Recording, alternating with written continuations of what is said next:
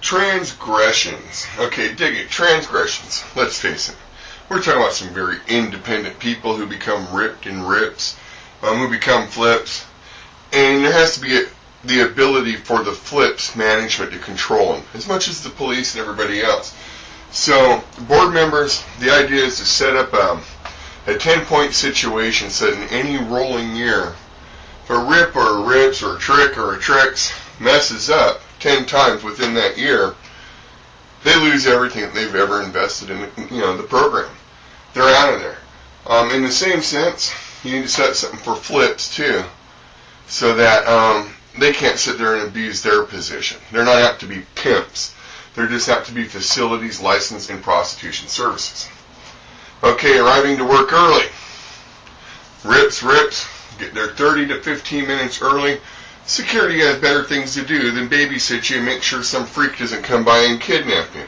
Tryst room, access, monitoring.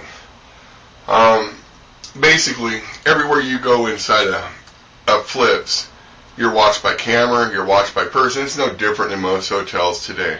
We know where you're at, we know what you're doing so long as you're on premises, and we'll keep on watching you. Tryst room check.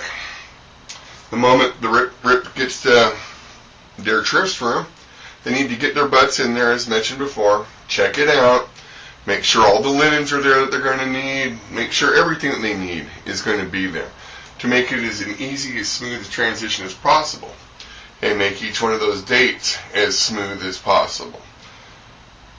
And once again, you feel free to call for towels, linens, whatever. The flips has to provide. Trick tryst room access. As mentioned before, we're going to be monitoring the hell out of who goes in and out of those rooms. The maid goes in, she uses a card. Click, click, we know what time she went in, what time she went out.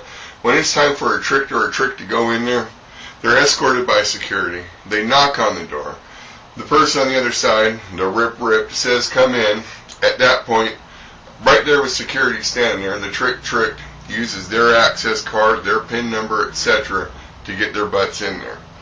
Now, at one point I had this whole lockbox thing where what would happen is that, hi Al Gore, what would happen is that they would take their trick card while the security is still standing there and deposit in a lockbox controlled by the ripped, and then they couldn't get that security card out of there until services were rendered, if you will. And the reason is because that card could be broken and technically used to slash someone's throat if you're an aggressive kind of violent criminal like that. Well, let's face it, there's a lot of freaks out there. I'm sure someone would have thought about it. Maybe saw it on TV. Okay, let's fly through this. Security clearance. The trick is secured. They let their stuff in the lockbox. They use a pop in to get in. They're okayed by the rip or the ripped being left behind. So security can now get the butts out of there and leave these two to their little thing. Once again, the front desk knows. The front desk has all their stuff. Their keys and things like that, little weapons as best as possible. But the only thing the trick has left, not even a belt, is that card. Once again, they could be a freak and use it for something bad, but we hope not. And the numbers have been diminished as reasonable as possible from here. And once again, board members, it's up to you to figure this stuff out with consultation between Homeland Security, the FBI, and other law enforcement agencies. Okay, cleansing required. Trick, you got to take a shower. No matter what. I don't care if you showered 5 minutes before you got there. You owe it. 5 minutes in the shower, you better put that soap on your body for a minute.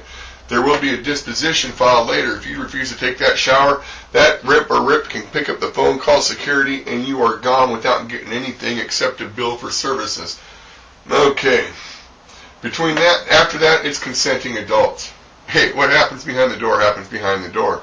We've already made it so that the trick purchased said lips from said rip or ripped online, so we've been able to say, okay, this particular rip or ripped offers these particular services, and they know what they're getting into.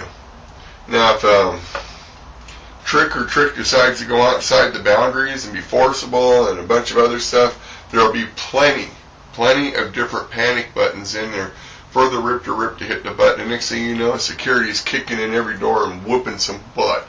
Okay, entertainment complete. Like the lady man said, yeah, that was nice. Time to go.